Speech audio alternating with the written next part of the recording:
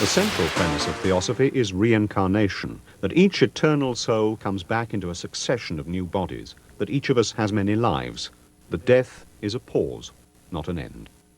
The idea of reincarnation is that there is something within you which continues to explore reality in this or any other mode of existence. This so-called reincarnating ego is the essential part of you that knows itself as an identity. Now, this individuality can never find complete expression through one physical life, and so it continues to project itself into a variety of contexts, historical contexts, by which it can fulfill and develop its potential. The individual personality lives but once, it is argued. What reincarnates is the essence of that personality. Dying is the waking from a sleep, and death the light, another mortal life, another night. If you think about it, it's rather as though you get out of bed on a morning and you put on some clothes and you go out. You meet some people you've met before. Most people you meet you haven't met before. You learn some lessons, have some experiences. Then at night you take off those clothes and you go to sleep, and then in the morning wake up again. Put on different clothes, go out into a world which has changed in a short period of time, and repeat it, till eventually you don't have to go out into that world. You know all of it. This is when you become a Buddha or a Christ. But until we get to that stage, we have to come down to this plane of experience, because only here can we learn the lessons. You can't learn lessons in a dream state. You must come into the world to learn it. You take in all the memories and all the experiences of the life you've just led, and you build that into your permanent self. So nothing is wasted. Nothing that you have thought or said or done during a whole lifetime is ever wasted. There is no death. Dying is simply the expression we use to cover that transition between this mode of reality and any others we may enter into after that death state. Everything is change, everything is motion. There is nothing that is ever in a condition of stasis or being absolutely still. And death is simply that change of phase between one mode of expression of life to another that exists before it and will continue to exist. You will not die. You simply change from one reality and enter into another which you perceive to be equally as valid and equally as real to your experience and your expressions of consciousness. One of the major fears which people have is that of death, because death, I think, means to them annihilation. Now, Theosophy gives you that longer perspective, which shows you that the moment of death is not a moment of annihilation. Ultimately, yes, it is true that this personality that we experience today will dissolve, will go through processes wherein the experience culled from this life will be incorporated into that deeper individuality of which I've already spoken, and out of that a new flower, a new personality will be born.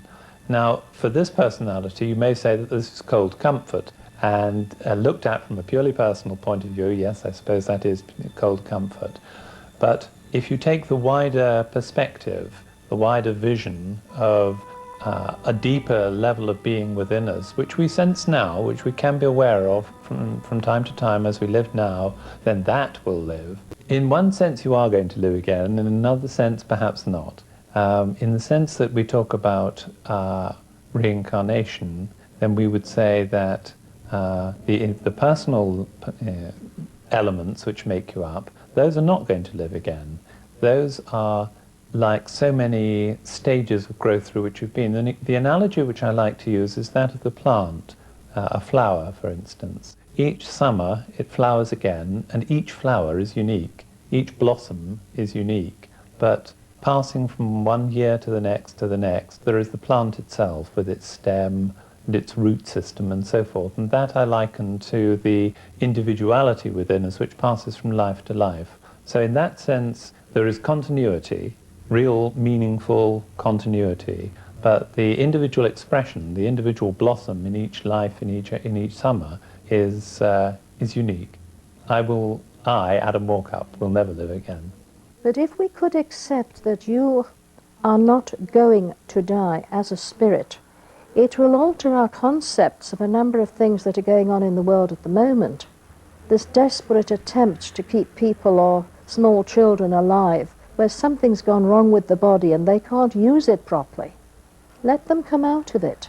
They'll be reborn very quickly in a body they can use. We've got to alter this idea that this is something to be afraid of or dreaded. Nobody can kill you. You're immortal. What are you afraid of? There are two possibilities here. Either we go on forever, or there is a terminal point.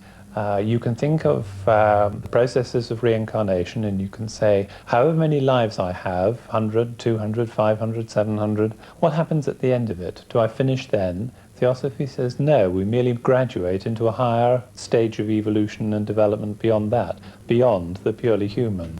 Where that leads to is beyond our comprehension. All that Theosophy says is that it is ultimately an endless process. I personally am more comfortable with a process which spirals onwards and upwards, even if it does seem to be indefinite and indeterminate, rather than something with a fixed term, which however far into the future is going to come to an end, permanent end. If we take as an analogy here the idea of the Christian idea of going to heaven, well, you live through this life and then you go to heaven, which is the end, as far as personal, individual existence is concerned. And then you have a continuum which goes on forever, which is you in heaven. In theosophical terms, the cyclic nature of birth after rebirth will carry on.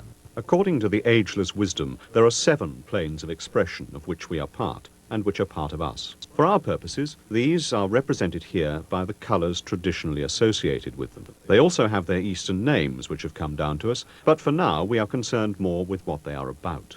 Each level has its own energy, and we draw on these energies to sustain us, and for different experiences during our incarnations. After death, these various bodies that we have within us all the time, or which we are a part, enter into their various relative realities, and when their time is up, they also drop away like the physical body. And so there is the idea then of a progression through subtler and subtler realms of being until we are left with simply the purest spiritual essence of the experience that we have had achieved in this physical life. And so there is, if you like, the drawing in, the reabsorption of the spiritual impulse of the human being back into those higher or finer states of reality from which we emerge. Now, through that transition, through those reabsorptions, we are conscious to a large extent, depending on our individual context, and we experience, and we can still grow, and we can still change. There is no death again. All is life. All is growing and understanding itself and knowing itself in the various levels of reality which we can experience. So what does Theosophy tell us about the why of reincarnation? Theosophy certainly tells you a lot about the purpose of life, the meaning of life, and about the processes that we experience. Instead of living in a world which is fundamentally random and chaotic, and therefore meaningless, Theosophy adds a completely new dimension to it, which says that all that we experience, whether it's pain, suffering, and so forth, has meaning. And from this meaning we can grow and develop, and therefore it adds to and enhances the whole process of spiritual development and understanding. Everybody's different.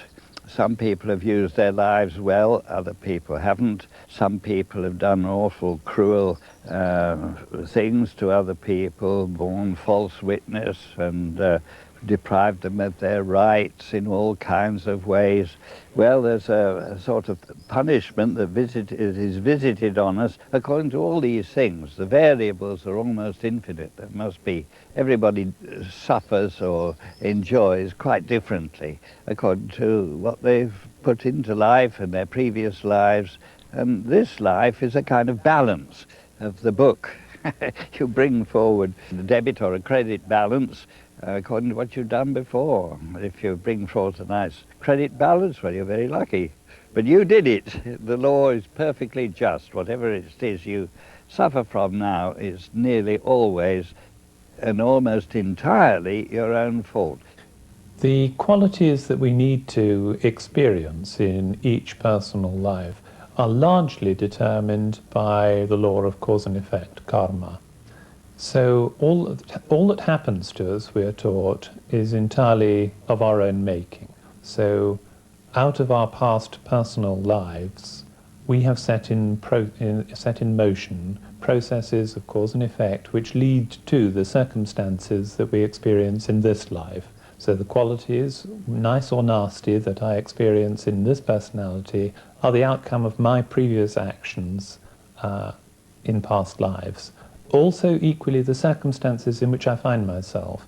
To some extent, I believe that we do choose the timing of our personal existences and the circumstances, but within that there is a broader law, a law of cause and effect, which says what must be. If you throw a pebble in a pond, the ripples go out, come what may. And once you've set a cause in motion, the results must come to fruition. You have some freedom, I believe, in the way in which those effects will come back to you. And indeed you will be judged, I think, on the willingness with which you meet the results of your past actions. It isn't as simple as I say, I murder you, you murder me. It works in different ways. It's far more complex, because you can learn lessons in very many ways. If you, for example, killed a child in one life, surely if your child was killed in another life, that would teach you the lesson stronger than anything else. The question must naturally arise, who or what decides our karmic fate? The law decides, but decides entirely according to what you have done. The factors that decide it, primarily those that decide what sort of a person you are, because what sort of a person you are affects your environment. And the law of karma applies insofar as what you have done will determine the circumstances of your next life. Now that involves your parents.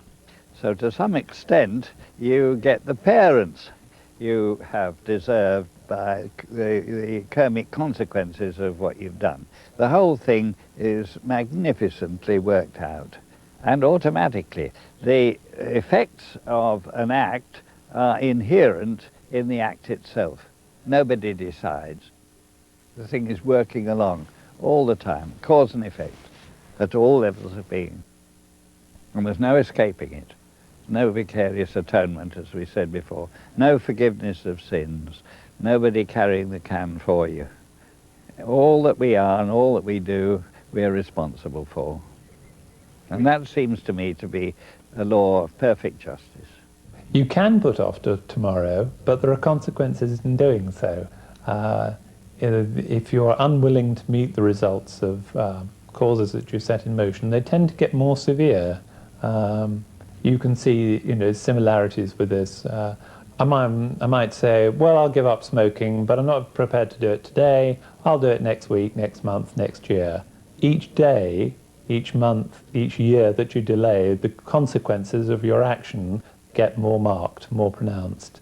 In a year's time, you may regret that you didn't do it tomorrow, but nonetheless, the choice is yours. But there are consequences to be taken into account with delaying taking those actions. It's understood that in all things we have free choice, and therefore the factors that lead up to our reincarnation are very much to do with the nature of the self. The choices it is going to make, the choices it has made, the things it needs to do to fulfill itself. This is wound up with the idea of karma, that those are things, those actions, those thoughts we have spawned ourselves have repercussions in the fabric of reality. So to a large extent, we choose to come back. We are driven by those impulses of which we are constituted. So why don't we remember our previous existences? For most people, it actually is a kindness not to have the memory of their previous lives, because what you first pick up quite often is the way you died, and there are some very painful deaths. And also, you can get caught up in the glamour of a previous life, but after all, if you're Emperor of China in your last incarnation, you still have to get up and go to work tomorrow. So who you were or what you were previously is not really important. This is your only important life, because this is the one you're living now. You are what you have made yourself previously, and your next incarnations will depend on what you do with yourself this time built on to all the other incarnations you've had. But what is this higher or inner immortal self that has all these experiences? I might ask back in turn, what is it that now sits before me? What do you feel yourself to be at this moment? Are you your physical body? Well, you will say, I certainly need a physical body to get around, but are you that physical body? Well, ultimately, you will say, when closely analyzed, you will say no. What I feel myself to be is this consciousness which is speaking, talking, listening, and experiencing, and so forth. It's certainly using a physical body, but it's not that. Are you your emotions? Well, I certainly experience my emotions, and when they're strong, I can't say they are my emotions because they take complete possession of me. When I'm angry, I'm just angry, and that's it. But nonetheless, it's the consciousness which I feel myself to be, which is essential. Emotions come and go and pass. Am I my thoughts? No. Again, my thoughts are under my control. I think, I remember, I imagine, I visualize, and so forth. So what is this I which says all of these things? I walk, I bath, I hate, I love, I think, I visualize. Well, we say that that I is actually rather hard to pin down. You say, I know what it is I am now, but what is this reincarnating ego? Well, I in my turn ask, do you really know what you are right now? It's elusive. What we are right at this moment, it's very elusive. And like water, it trickles through your fingers when you try to look at it. Well, this essential you of which I've talked is that and more besides. We talk of a reincarnating I, a reincarnating ego, which is the same I which experiences now, but of a higher order. It's a sort of father-son relationship between the two. It's you, and yet it is more than you. It is. It has at its beck and call all the skills, all the capacities, all the perceptions that it has learned over a whole series of lives. It is that same I that you feel yourself to be, but wiser, nobler, more powerful, more knowledgeable. So it's the same as you, but you writ large. Each individual has the capacity to come to know the source of their being. And each person is doing this through a very slow, gradual, evolving process of coming to understand their creativity. I like to use the analogy of the artist. Imagine an artist who had this creative talent, but who never in his life produced one painting. Would you not have some frustration in the heart of that creativity? And so the infinite variety of this world is the canvas upon which that creativity is mastered, generated, and appreciated. And so there is an interaction, a feedback between the creation, if you like, and the creator.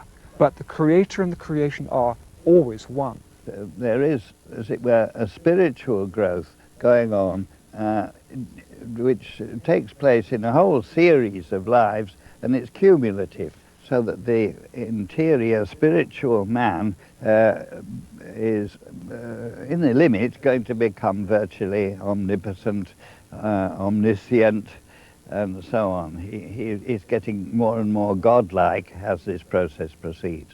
The ultimate point of it is the development of spirituality, the true spirit, and then the merging of your spirit with the divine.